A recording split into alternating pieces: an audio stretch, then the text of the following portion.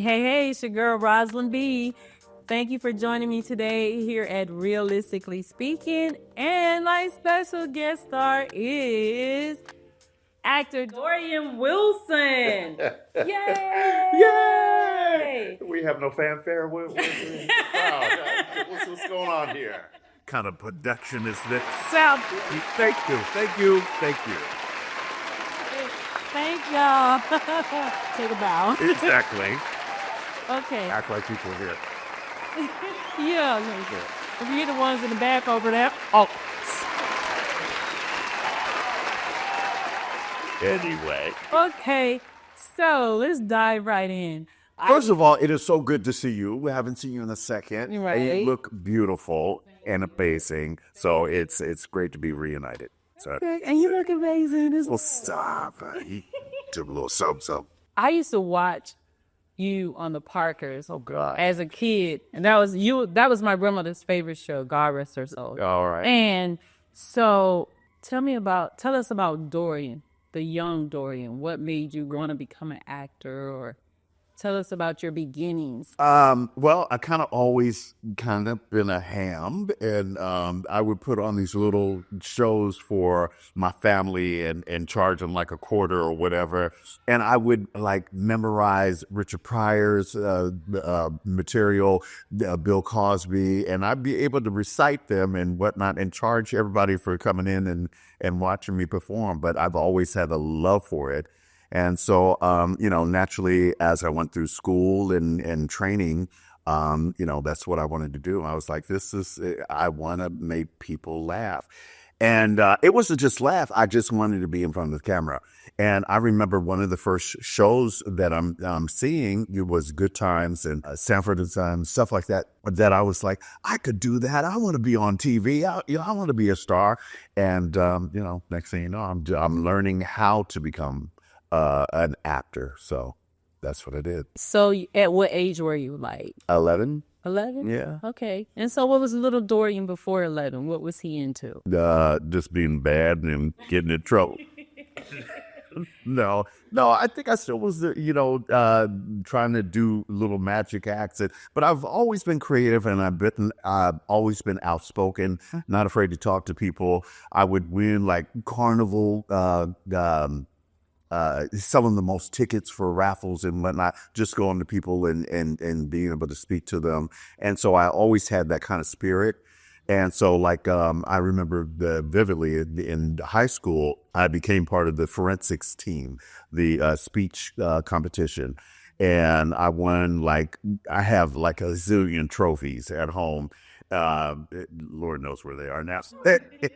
For humorous dramatic interpretation, debate, stuff like that. But it just was something that just came naturally. And I was like, this is what I want to do. I want to get paid for this. But I played basketball and stuff before that. But I was like, I have a love for this. Okay. So, yeah. So, did you come from like a 2-parent home or single parent home? I did. I had an amazing mother and father, Margaret and Ernie, who had been married for 52 years, I think, before my mom passed in 2009. Yeah, that's absurd. But they were amazing. They taught us, with hard work and dedication and God's will, there's nothing that we couldn't do. And they knew nothing about acting. My mom would try to act like she did. She would tell me her big news was, or notes were, make sure you wipe your forehead before you do anything. Stuff like that. It's like, yeah, thank so you. Don't be shining. Yeah, exactly. Speak up and enunciate. That's her big word, enunciate. Okay, Mom, I'm going to do that, but they were supportive of everything that I did, and God love them, and it encouraged me. I didn't have parents or people that I knew already in the industry. I just knew it was what I wanted to do, and so I had a amazing family, and my wife's family, we all grew up together. Our parents were in the military. We lived down the street from each other. So I've known her since 6th grade. And so they have been my biggest supporters, all through my career. Oh, wow. Yeah. What's the one thing that you carry with you that your parents instilled in you? Just what I said, that there's nothing that I couldn't do. I try to lay that foundation. I have two adults now, but, let them know that, if you put your mind to anything and you work hard at it, you can't just sit back and rely on somebody to hand you something. That's You have to work at it. And I have young people all the time that stop me on the street and say, "Oh, I am so funny," and blah, blah, blah. "Put me on your next show," but I go, "Well, have you got your training?" Well, I don't have any training, but I'm just naturally funny.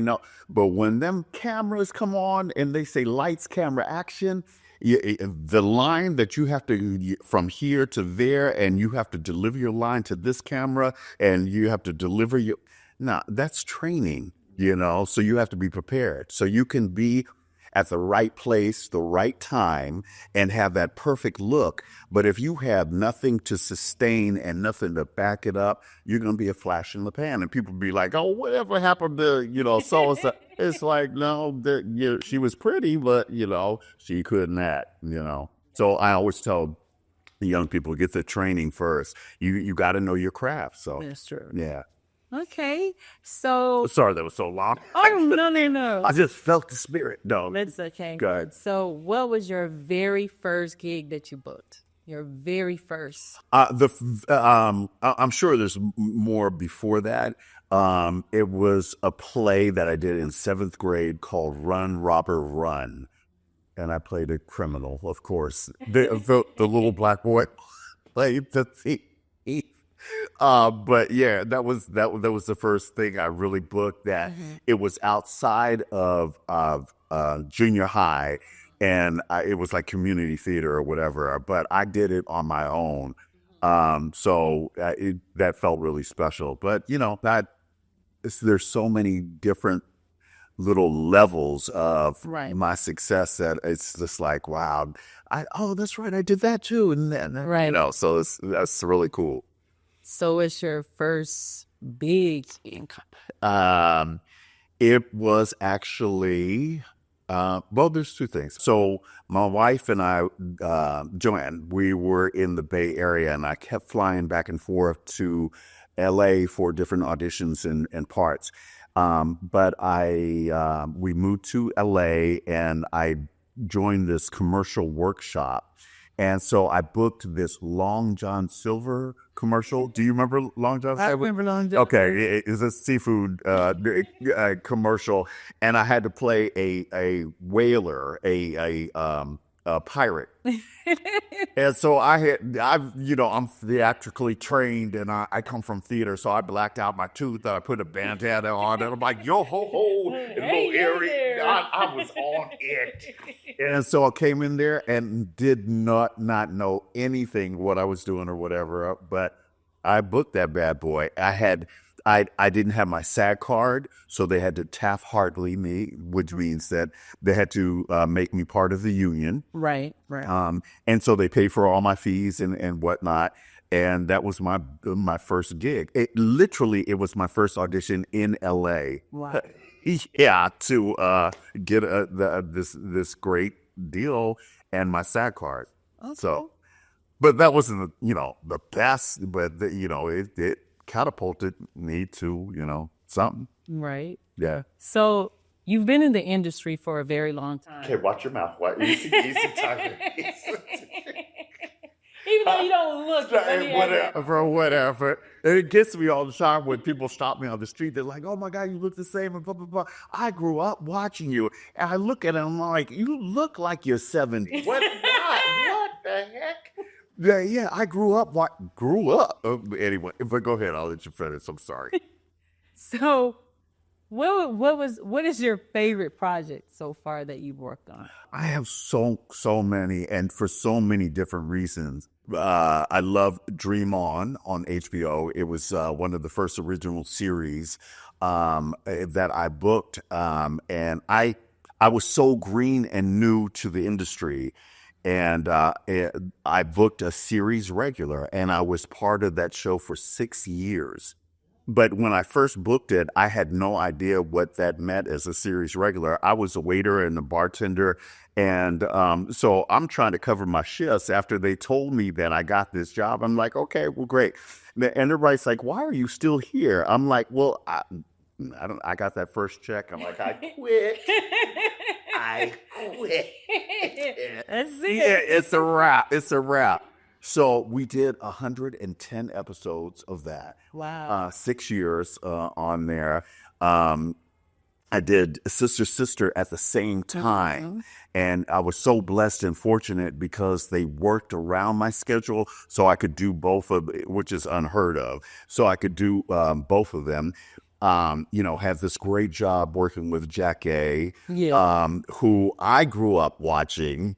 She's not that much older than me, but I knew who she was, and I seen her on television, and now I'm kissing on her because I played her boyfriend. Right. So I played her boyfriend for 2 years on the show. So I'm just like, oh my God, this is amazing, and I get a paycheck.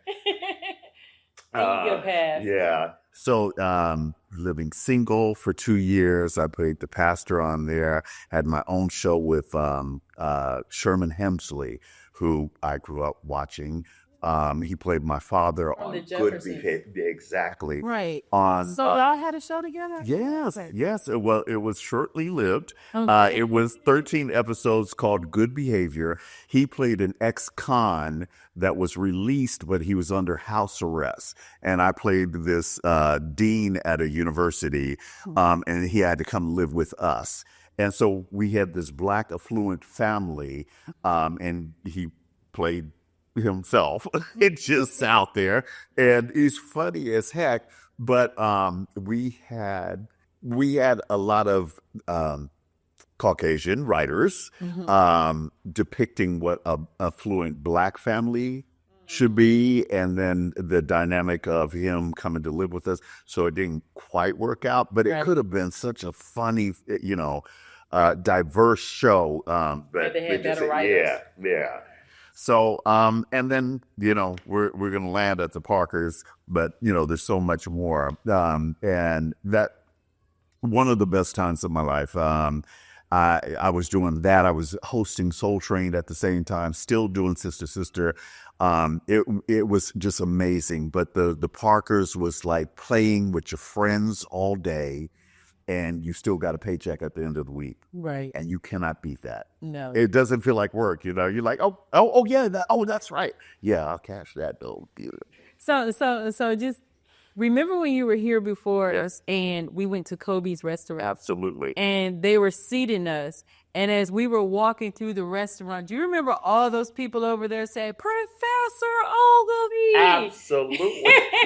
They didn't say Dorien Wilson. I'm talking, it was like 11 or 12 people just shouting Professor Ogilvy. Never live this character down, and That means you did a great job. that's a great thing. But I get asked all the time, how do you deal with that, and does that bother you, and blah blah blah. So the answer is, the alternative is, if nobody remembered who I was, and I'm like, hey, you remember me? Yeah. So I get it all the time. But the best recently is I'm doing this new. It's a trilogy movie right now called A Wesley Christmas. And so we did a Wesley Christmas wedding, and we just did a Wesley Christmas in South Africa. Just amazing. So we were out there for 3.5 weeks. But and so this last installment, we added to our original cast of regulars 8 of their premier actors as well. And so we didn't know who they were, but we knew they were somebody. They were all on television or TV series or whatever.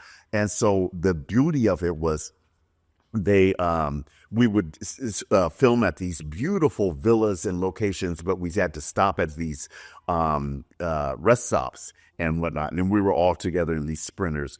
And so they would get off, and there'd be 15 African people or whatever in the parking lot, and they were like, "Oh my God! Oh my God!" And so it was so cool to see them acknowledge them. But here's the thing: they recognize me as well, and so they're like, "Professor! Oh my God, Professor!" And so and we felt out. It's like, oh, I'm on vacation, man. But yeah, so that character will never, it's not gonna die, and I'm cool with it. I'm cool with it. I have to embrace it. Awesome. Mm-hmm. Are there any actors or actresses that you would like to work with that you haven't yet? And I know you've worked with a slew of them. I really have. It's crazy. People ask me that all the time.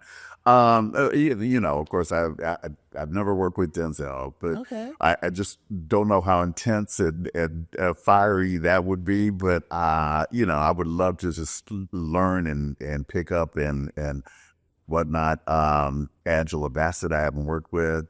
But I've worked with quite a few actors and actresses that I just, I love over the years that, I worked with Vanessa Bell Calloway, who is amazing.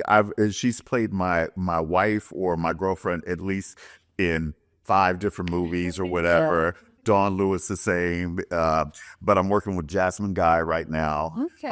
Yes, you are. Yeah, You are. yeah.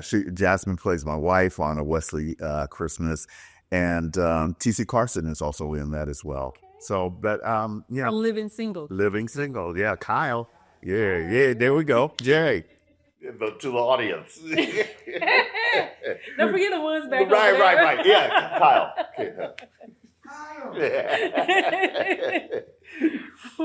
Okay. So, how are you remaining? Ooh, my So long, friend. No. And I say this all the time. I attribute my longevity um, from my support system. Okay. My support system is my family.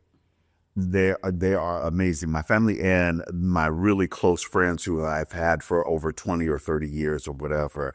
Those are the people that keep you uplifted, keep you going, because from a viewer standpoint, you only see the successes, but there are so many rejections that, sometimes it gets dark and you're like, oh man, I should have got that or whatever, but they're the ones that were like, oh yeah, but you won't get the next one, and that wasn't meant for you. That wasn't meant for you, So, and then I can be a roach in an Orkin commercial, and they'll be like, "Oh my God, you are the next Denzel. You're going places, So no matter how small my successes are, they're always elated for it, and then they also keep me grounded. My ability to stay humbled is the people that are around me, and especially my kids, because they could care less than who I am. When they were growing up in high school and junior high and whatnot, they didn't even tell who their daddy was. They were just like, And then people would find out. They were like, "Oh my God, that's your dad!" And they'd be like, "Yeah, okay, great." Yeah, it's just Dorien, But that keeps you right where you need to be, because you can easily believe the hype and the success. But I believe that if you already are like that, when you reach that success or that fame or whatever, it's just going to catapult you to a whole different level. And you never know the people that you meet on your way up. The same people on your way down might be up and can hire you. So I always try to stay humble and treat people the way that I would want to be treated. So That's true. I love how you always take time to, if you see a fan or someone runs up to you, or even places that we've been, like at the restaurant and kids, everyone was running up to you to take a picture. You didn't push anyone away. Are you always like that? I knew you were going to say that. I knew you were going to say that. Now that was just even just now, you took time to. That was just a good day. No. No, I'm regular folk, but I really do try to, because people get excited, and they feel like they know you. And especially being on television, you're so tangible, especially big women. You can't just grab me and then expect me to take pictures and whatnot. I got paid to do, I'm sorry, I'm done. I got paid to do that. So, but it is always funny. But I really don't mind, because they are who made me who I am. So I'm appreciative.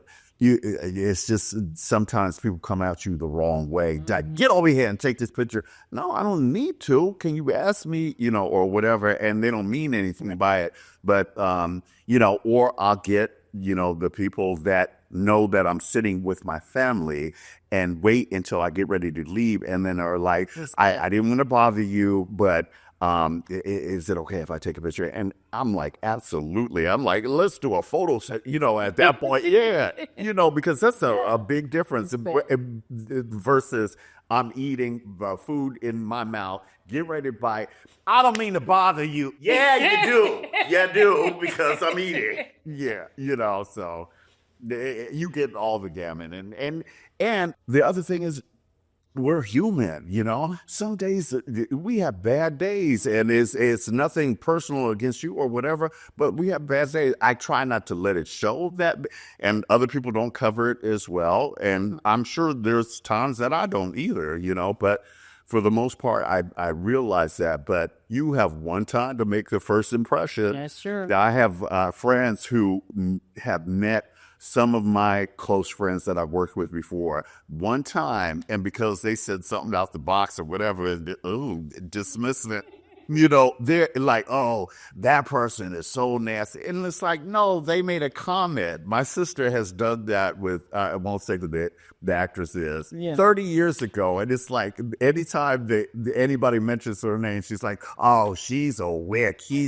And I didn't want to say which, but yeah, you know what I'm saying? Yeah. And I'm like, no, get out of here. I have something I want to say, and I've said this to several people behind your back. So now I get to say it in your face. So when I first met you, the first thing I said to you was, you don't have to sweat. It's okay. No, I'm not sweating. I'm just, oh, God.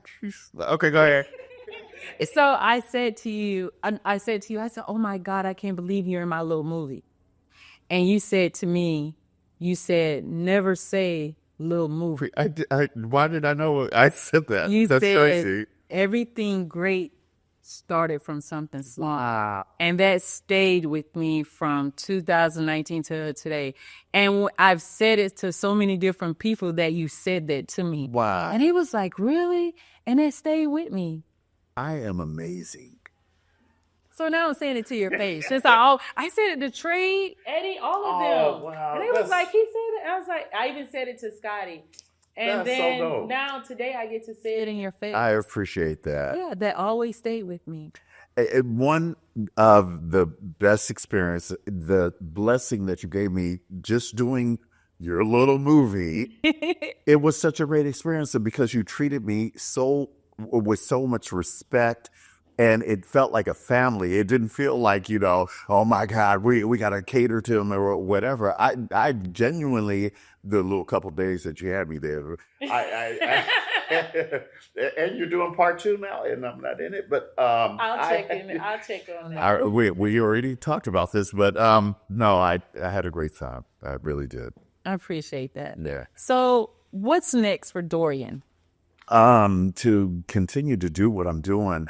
I'm loving the fact that I'm behind the camera as well now. I'm not doing as much producing now? I'm doing producing. I've been an executive producer of my own show, In the Cut, for 8 seasons.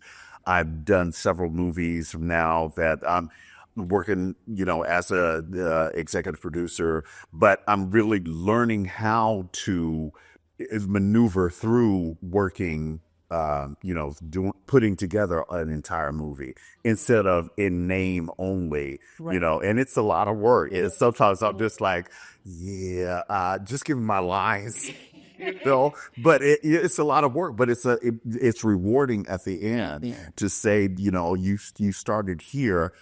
and this look at what we did, you know. So I'm loving that. And to continue to work. And like I said, I have the Wesley series. It's going to become a series in the 2025. The Wesleys. Okay. Shameless plug. I'm Mr. Wesley.